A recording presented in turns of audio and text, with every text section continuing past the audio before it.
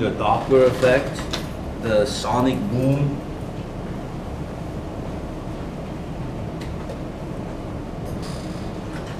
Doppler effect and the sonic boom.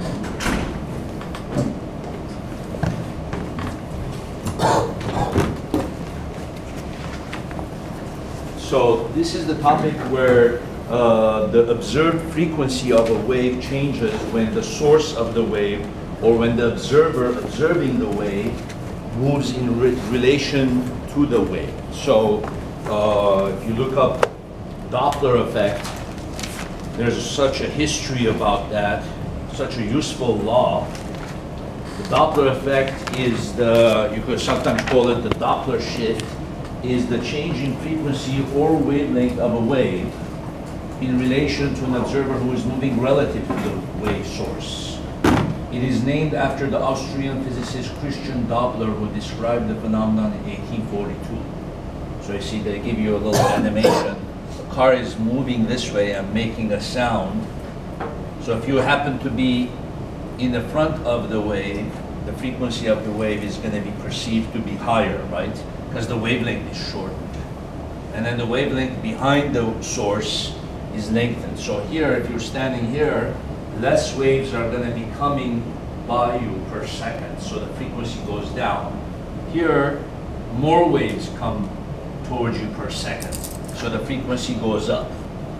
So a common example of a Doppler shift is the change of pitch, which is frequency, right? Heard when a vehicle sounding the horn approaches and recedes from an observer. Compared to the emitted frequency, the received frequency is higher during the approach, identical at the instant of passing by, and lower during the recession. So if you're like right next to the vehicle, as it's passing by, there's no perceived Doppler shift, right? If you're, and then as it's passing by, now you're on the back end, so now it's gonna be, the pitch is gonna be lower. So the reason for the Doppler effect is that when the source of the waves is moving towards the observer, okay,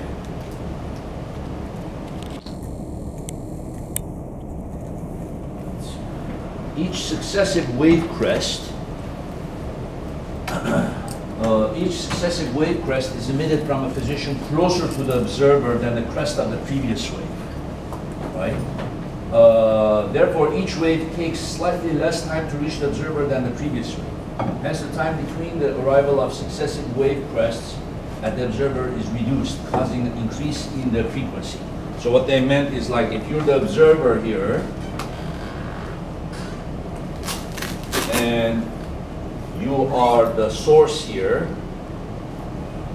So as soon as you release one wave, and then it's traveling, right? And then the next wave that you send, you are now closer. The car is over here, because it's traveling this way. So the next wave you send is over here, you see?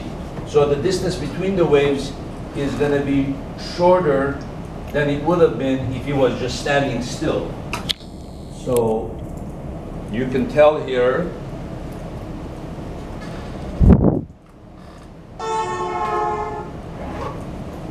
this is, I guess it looks like sounds like a train.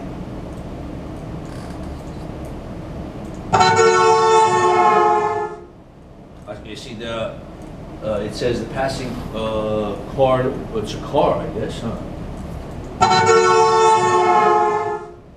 Is that car coming toward you initially? Yes. Oh, right. It's similar to ambulance. Yeah. So you have to have a bit of a musical ear to listen to the tone of the pitch, and then you can tell that it's high at first, then the frequency is going down as it's passing by. For waves that propagate in a medium such as sound waves, the velocity of the observer and of the source are relative to the medium in which the waves are transmitted, right? The total Doppler effect may therefore result from the motion of the source, motion of the observer, or motion of the medium. Each of these effects is analyzed separately. For waves which do not require a medium, such as light, or gravity, only the relative difference in velocity between the observer and the source needs to be considered.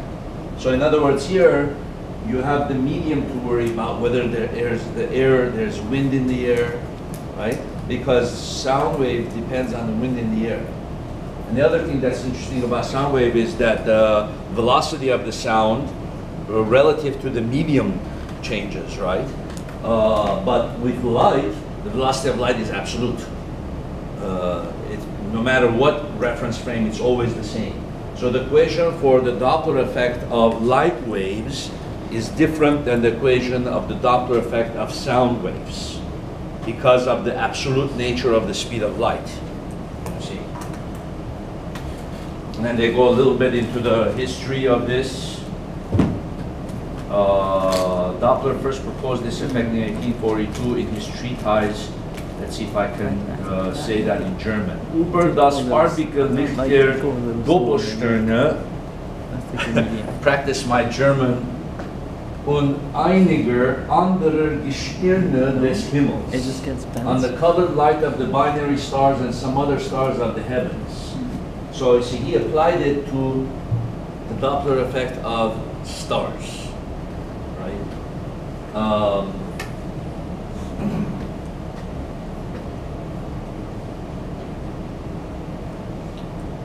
Okay, so here they're writing c as the velocity of waves in the medium. That's right. So you see, we have here f prime, f. So instead of c, I'm going to write it as velocity of sound in the medium, because c is usually more speed of light. So velocity of sound in the medium plus and minus. And then v sub r is the velocity of the receiver relative to the medium. Positive if the receiver is moving towards the source, and negative in the other direction. So you see, the observer can also move. So they're calling the observer receiver. So if you move towards the source, you're also going to have more frequency higher, right? So this one we'll call velocity of the observer, or you could call it receiver. So the plus, you put the plus when the observer is moving towards the source. So when observer is moving towards source. Okay. Then on the bottom you put velocity of sound minus plus. I prefer to do minus plus there. Whereas they put plus minus. So Vs is the velocity of the source.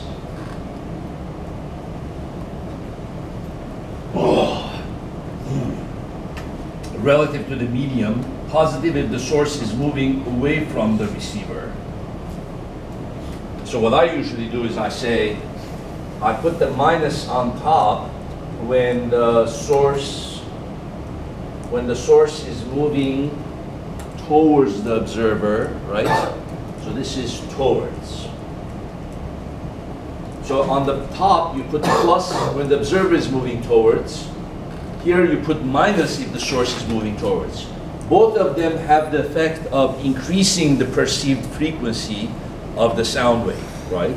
So let's give an example to show. If the frequency of the sound wave is, let's say, 400 hertz, f, and if the velocity of the source is 30 meters per second, and then let's say velocity of sound is 343.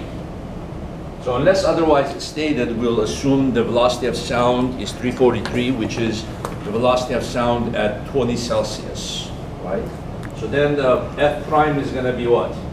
400, 343. In this example, the observer is standing still, so there's nothing on the top, and then on the bottom is 343 minus 30.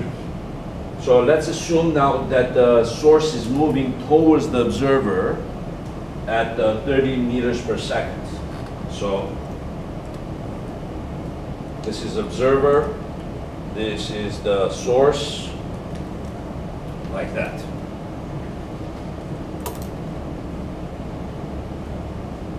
Okay, so f prime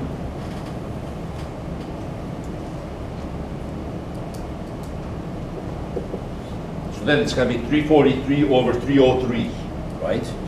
So let's see what that is.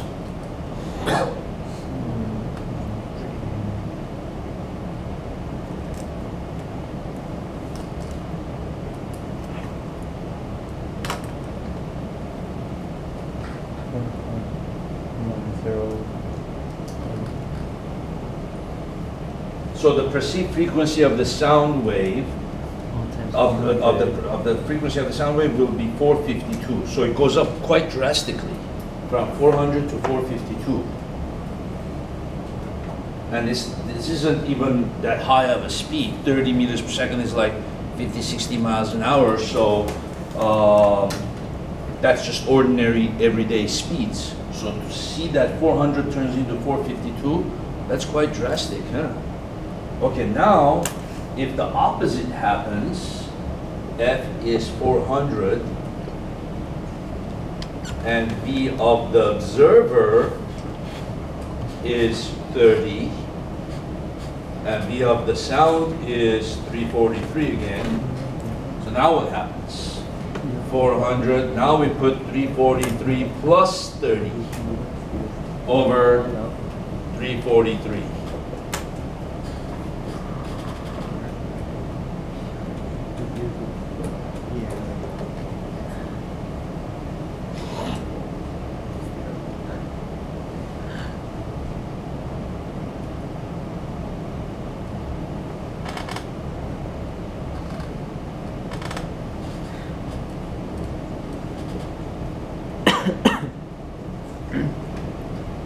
So the perceived frequency of the sound wave is so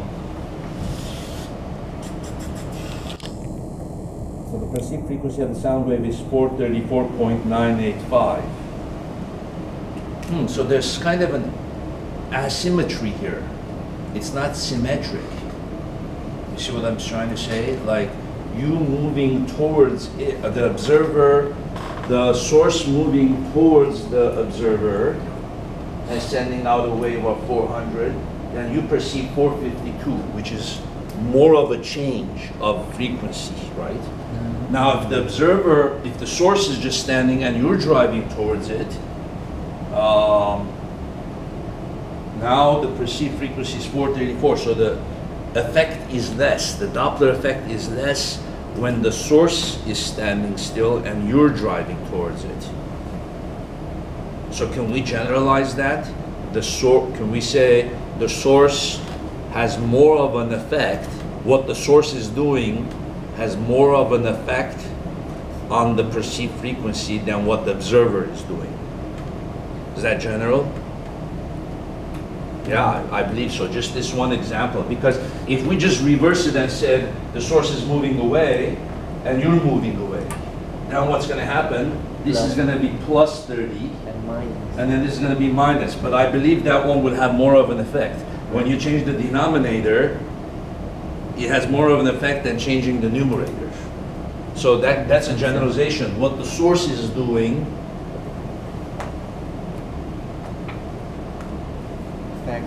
affects f prime more. So does that make sense? I guess you could say, yeah. You have to kind of look more specifically at how this equation is derived. And I think in one of my other videos I showed the derivation of how that equation, or maybe you can even see it on Wikipedia if they show the derivation.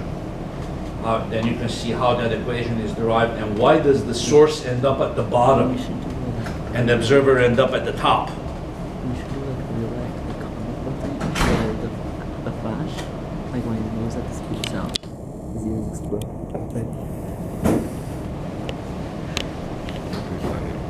You see here, they give you a little bit of a derivation right here of why one ends up at the bottom, why one ends up at the top. Let's see if we can understand it. To understand what happens, consider the following analogy. Someone throws one ball every second at a man. Assume that balls travel with constant velocity. If the thrower is stationary, the man will receive 1 ball every second. However, if the thrower is moving towards the man, okay, so he's throwing 1 ball a second. If the thrower is moving towards the man, he will receive balls more frequently because the balls will be less spaced out. The inverse is true. If the thrower is moving away from the man, so it is actually the wavelength which is affected. As a consequence, the receive frequency is also affected. It may also be said that the velocity of the wave remains constant, whereas the wavelength changes, hence frequency also changes. With an observer stationary relative to the medium, if a moving source is emitting waves with an actual frequency at 0, in this case the wavelength is changed, the transmission velocity of the wave keeps constant. We'll note that the transmission velocity of the wave does not depend on the velocity of the source. Then the observer detects waves with a frequency f given by v over v plus or minus source. In other words, what they're saying is, let's see here. So if the observer is not moving, but the what is it? The state, the source is. I think that's basically it, right? Yeah. So the source ends up being at the bottom. So a similar analysis for a moving observer and a stationary source. In this case, the wavelength keeps constant, but due to the motion, the rate at which the observer receives waves, and hence the transmission velocity of the wave, is changed. So what's happening here is when the source is moving, the actual wavelength of the wave is changing. You see, when the source is moving. So the wavelength is changing, and then, so because the wavelength is changing and decreasing, the frequency is going up, right? But the velocity is not changing. So we can say f prime, remember the equation v is equal to lambda f. So v is equal to lambda prime f prime. So in this case, when the source is the one moving, what's happening? The actual wavelength is decreasing. By how much is it decreasing? By the distance that the source is moving. So you have here f prime is equal to v over lambda prime, right? And then lambda prime is equal to the original lambda minus the velocity of the source times the period. In other words, after a wave is released from the source moves a certain distance, which is equal to the velocity of the source times the period of the motion, which is the next time it emits a wave, right? And then period is equal to what? 1 over the period. So the period is equal to lambda over v. Then you put that here.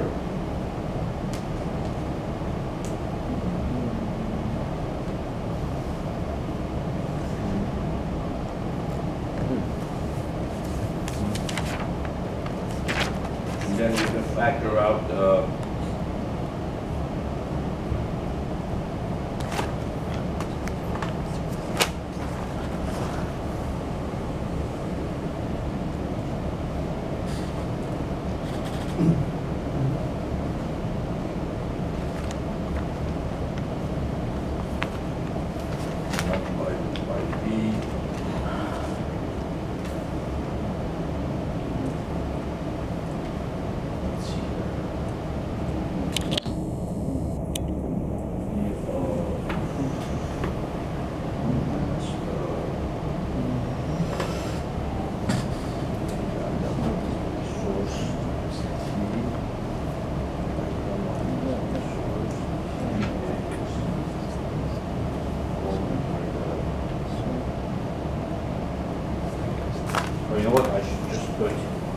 put here the period is equal to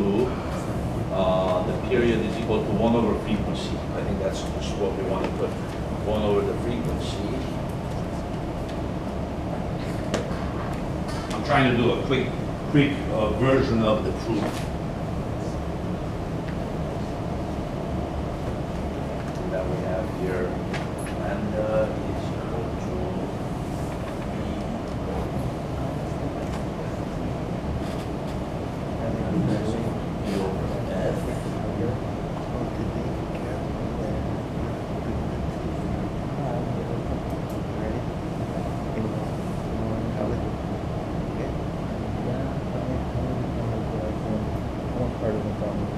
there you go.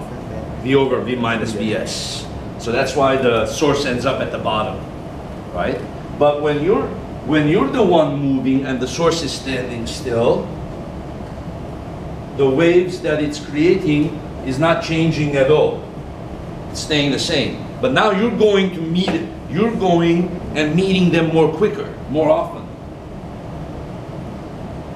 So here's the observer, and you're going. So when the one wave is coming, now you're driving like this. So the next one you will meet faster because this one is traveling this way, and you're meeting to meet it. You see. So now the wavelength is not changing. The velocity is the one changing. You're going. So one ball is coming towards you, and then you're going, and then the next one is coming. So the velocity of the wave is, the perceived velocity of the wave is changing. So basically, the one up here is changing. So we can say here, V prime is equal to lambda F prime. You see, instead of V is equal to lambda prime F prime. Right?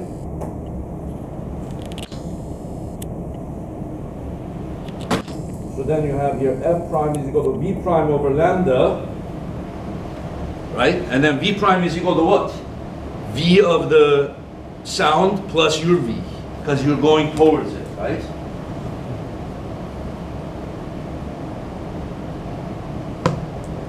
And then lambda is equal to V over F.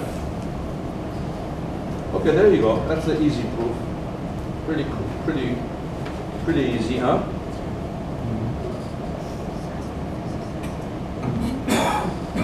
There you go. So it's dissimilar, the source moving or you moving. So does this then disprove the theory, Einstein's theory of relativity? Because Einstein said if two cars or two trains are coming toward each other, or if one of them is coming toward you, it's just like as if they're standing still and you're going toward it. And he said you can never do any experiment to determine if you are the one moving or they are the one moving. Right? So how is Einstein's theory of relativity worded? So this one seems to be almost contradicting Einstein's theory of relativity.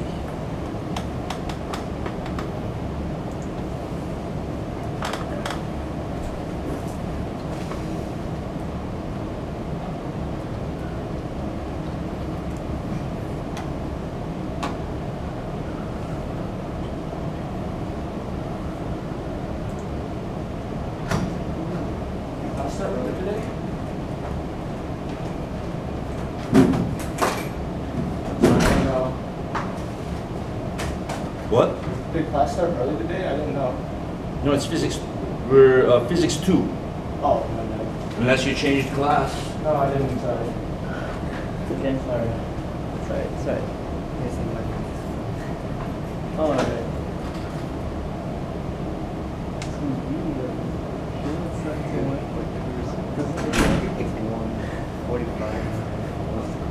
Oh, sorry you.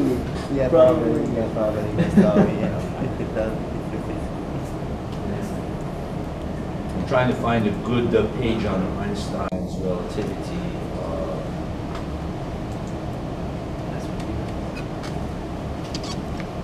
So the laws of physics are invariant in all inertial frames, non-accelerating frames. And his theory of relativity was not even called that officially. The official name for it was on the electrodynamics of moving bodies. That was the title of his paper.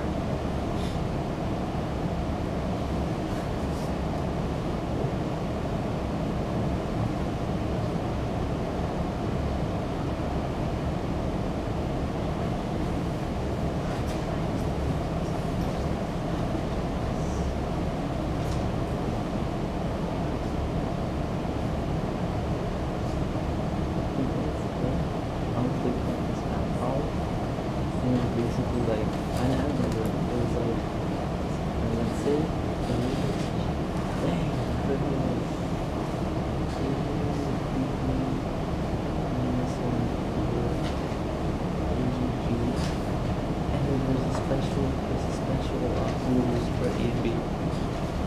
what it asks you for is you have to prove that this will only give you whole numbers that are squares. So like for example, this will only give you one. So the principle of, there's so many ways of stating the principle of relativity. The principle of relativity, which states that physical laws have the same form in each inertial frame, dates back to Galileo and was incorporated into Newtonian physics. However, in the 19th century, the existence of electromagnetic waves led physicists to suggest that the universe was filled with the substance that they called ether. The ether was throughout constituted an absolute reference frame against which speeds could be measured. And then eventually he proved that the ether doesn't exist. The Michelson-Morley experiment was done and led to the theory of special relativity by showing that there was no ether. In relativity, any reference frame moving with uniform motion will observe the same laws of physics.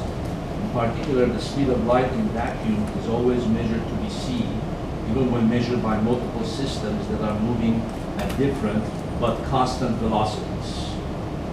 Okay.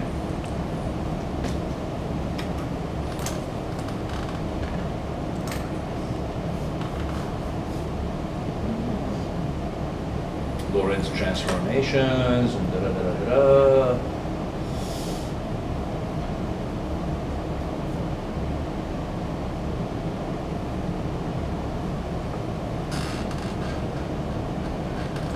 Wow, a simple thing like that can get really complex, right? The time dilation, length contraction, and so on and so forth. But one of the formulations of the special relativity, I don't see it here, is to say that no person that is riding in a inertial reference frame, by inertial special theory of relativity means at constant speed. No person riding in an inertial reference frame can do an experiment by which to prove that they are the one moving, or whether the universe is moving.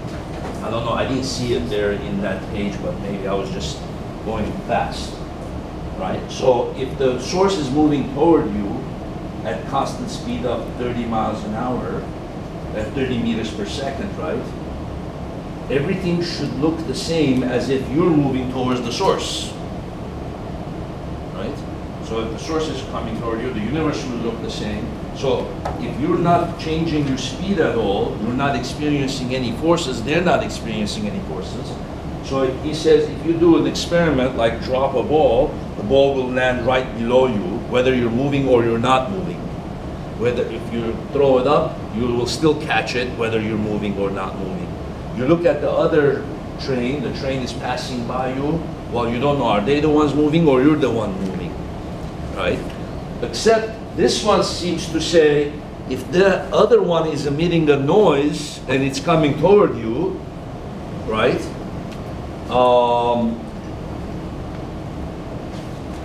And you're observing 452 versus 434, then if you're observing 452, you will know that they're the ones moving, right? So I think what's happening is once you are communicating with that person, right? If you were inside of here, you need a way to communicate with that person and say, hey, did you just send me a wave? What was the frequency of that wave?